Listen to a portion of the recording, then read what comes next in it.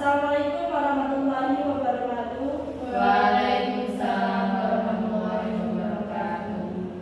Yang terhormat Bapak Effendi, Minister Pendidikan, dan teman-teman yang saya sayangi yang sempat hadir pada pagi hari ini. Di sini saya ingin menjelaskan materi tentang kurikulum dan belajar.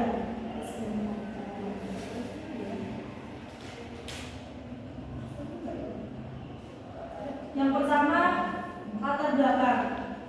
Dalam pembelajaran ini adalah sebuah proses interaksi antara peserta didik dengan pendidik dan sumber belajar dalam suatu lingkungan belajar. Sebelum melakukan kegiatan pembelajaran, seorang guru perlu melakukan sebuah perencanaan bagaimana proses pembelajaran itu akan berjalan dengan baik. Dalam kurikulum Merdeka, perencanaan ini disebut dengan modul belajar. Modul belajar merupakan alat atau sarana pembelajaran yang berisi materi, metode pembelajaran, batas-batas, serta cara evaluasi terhadap kegiatan pembelajaran yang sudah dirancang secara sistematis dan menarik untuk membantu mencapai kompetensi yang diharapkan. Dalam hal itu, kita akan memiliki tujuan pembelajaran, yaitu yang pertama untuk mengetahui apa itu kurikulum Merdeka Belajar dan bagaimana penyesuaian kurikulum dengan kebutuhan siswa. Yang kedua, untuk mengetahui apa itu modul ajar dan apa bedanya antara modul ajar dengan RPP. Yang ketiga, untuk mengetahui bagaimana cara menyusun dan pengembangan modul ajar.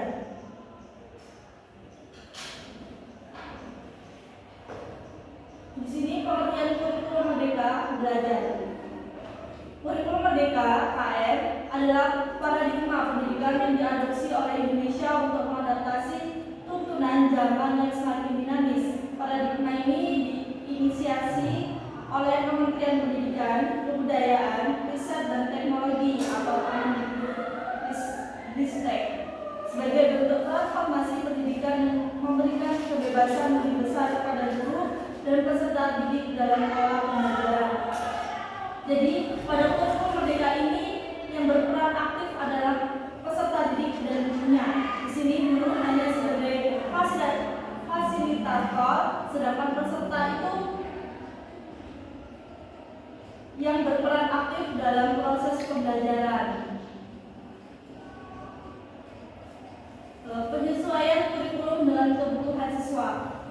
Dalam penyesuaian kurikulum ini dengan kebutuhan siswa, yaitu langkah penting dalam menciptakan pengalaman pembelajaran yang efektif dan relevan.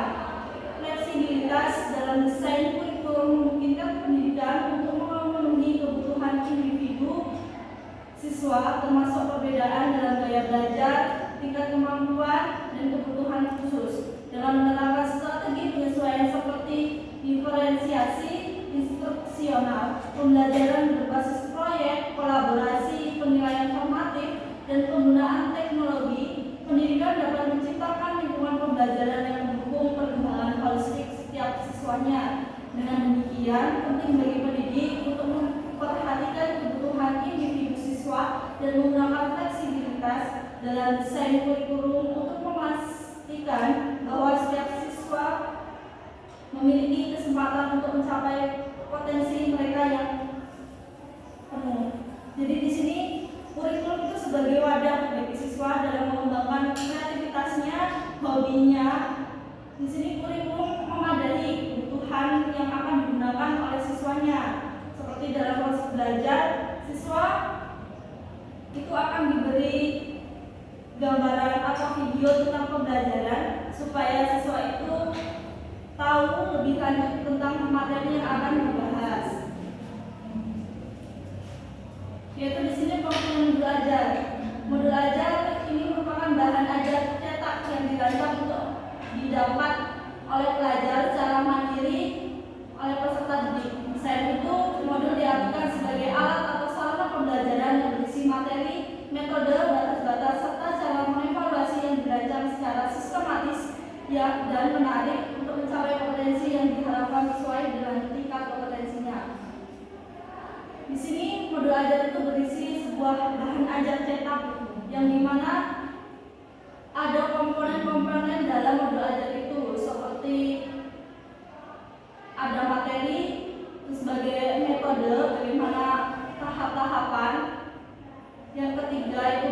prioritas serta cara mengevaluasi.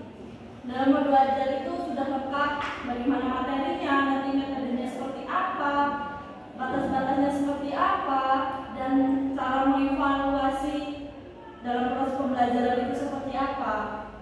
Di sini ada tujuan dari penyediaan modul ajar, yaitu seperti A, penjelasan dan mempermudah penyajian peserta agar tidak terlalu bersifat verbal.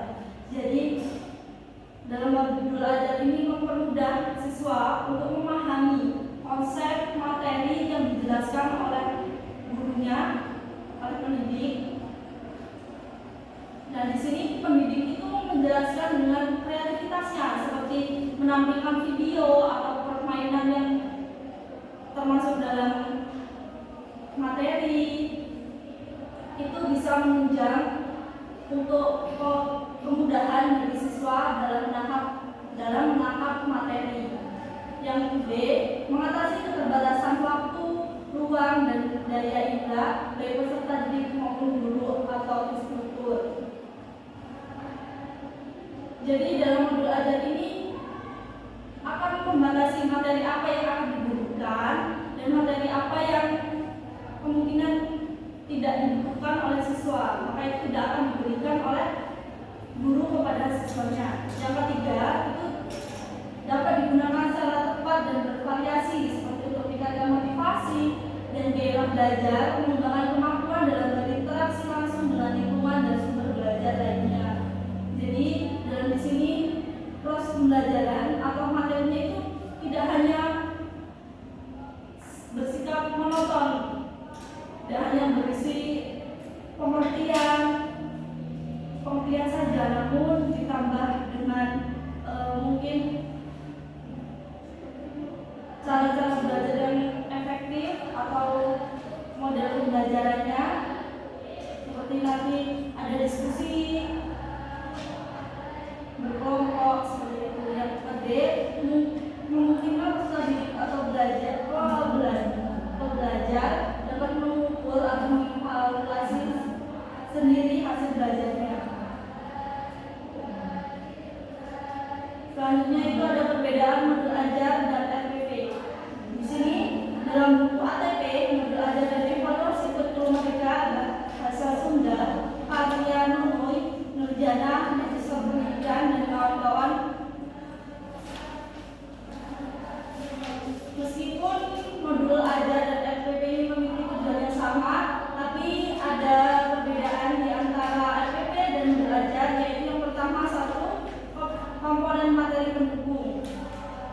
Dalam RPP ini hanya memuat rencana pembelajaran jurnal saja, sedangkan pada modul ajar ini dilengkapi dengan berbagai materi pendukung seperti teks tambahan, gambar, ilustrasi, diagram, video, dan audio. Materi ini membantu mendukung pemahaman siswa terhadap materi pelajaran dengan cara yang lebih visual dan interaktif. Yang kedua, sumber belajar tambahan. Yaitu dalam RPP jarang menyertakan sumber belajar tambahan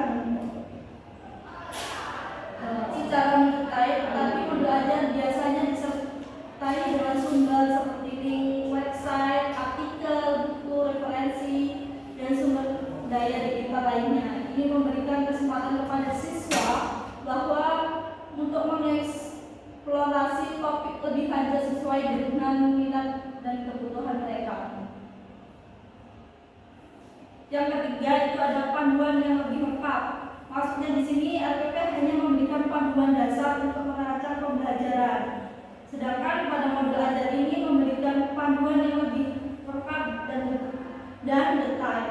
Modul ajar membantu guru dalam menyesuaikan pembelajaran dengan berbagai gaya belajar siswa serta memperhatikan kebutuhan dan minat individu mereka, sehingga meningkatkan tingkat partisipasi dan pemahaman siswa dalam proses pembelajaran. Penurunan modul ajar, yaitu yang pertama struktur modul ajar. Ini ada 5 elemen yang penting dalam struktur modul ajar, yaitu pendahuluan, rangkuman materi, aktivitas pembelajaran, penilaian, referensi, dan referensi tambahan.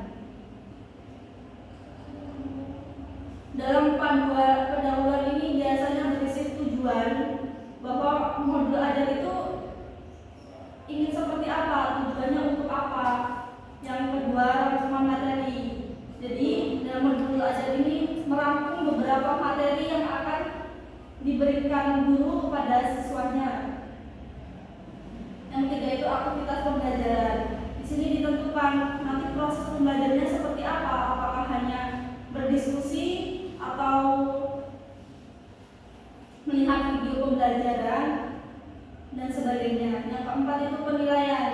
Dari semua materi yang telah dijelaskan nanti adanya penilaian guru bagi siswanya agar guru mengetahui seberapa ngertinya peserta didik. Yang kelima itu referensi tambahan. Biasanya berisi sebuah referensi yang memungkinkan untuk menambah wawasan atau pengetahuan dalam proses pembelajaran. Yang kedua, kriteria modul ajar. Di sini modul ajar itu harus memiliki 7 kriteria yang wajib dimiliki oleh modul ajar, yaitu yang pertama esensial, yang kedua menarik, yang ketiga relevan dan kontekstual, yang keempat berkesinambungan, yang keenam penyajian, dan yang ketujuh kelengkapan.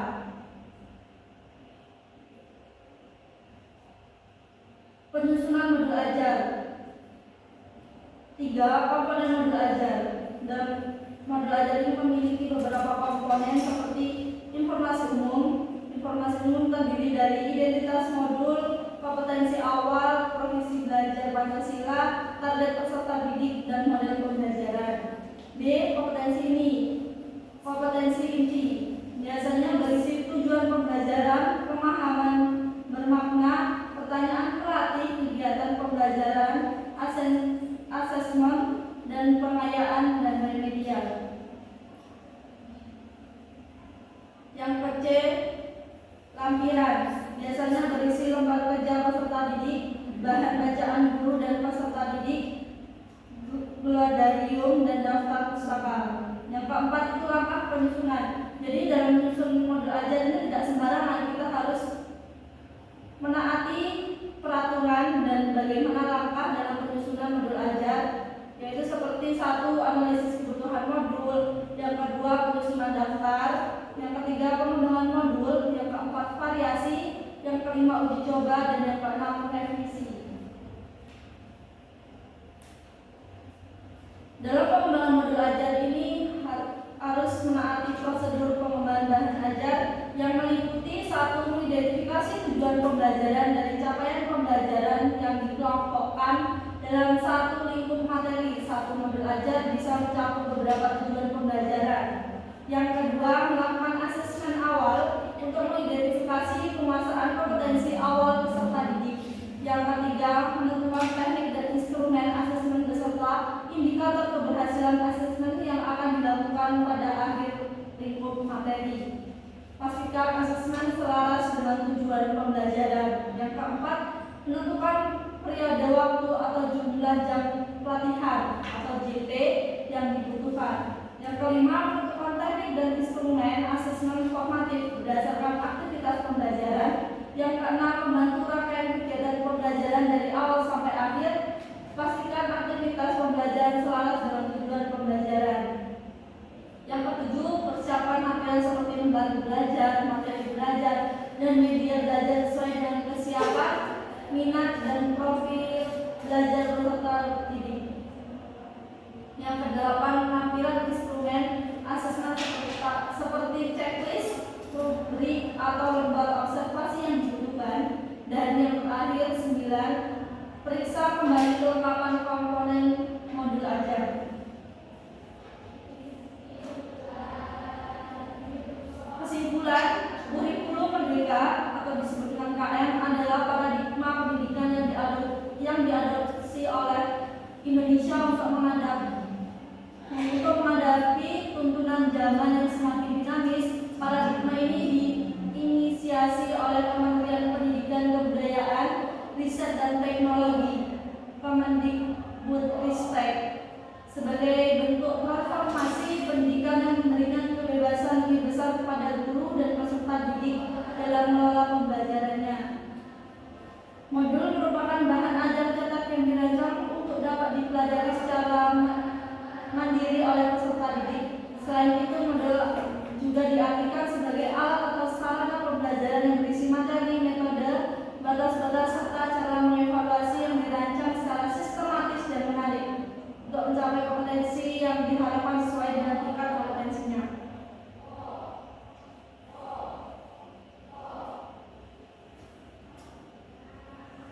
Sekian penjelasan materi dari saya. Apabila ada salah kata saya mohon maaf. Saya akhiri. Wassalamualaikum warahmatullahi wabarakatuh.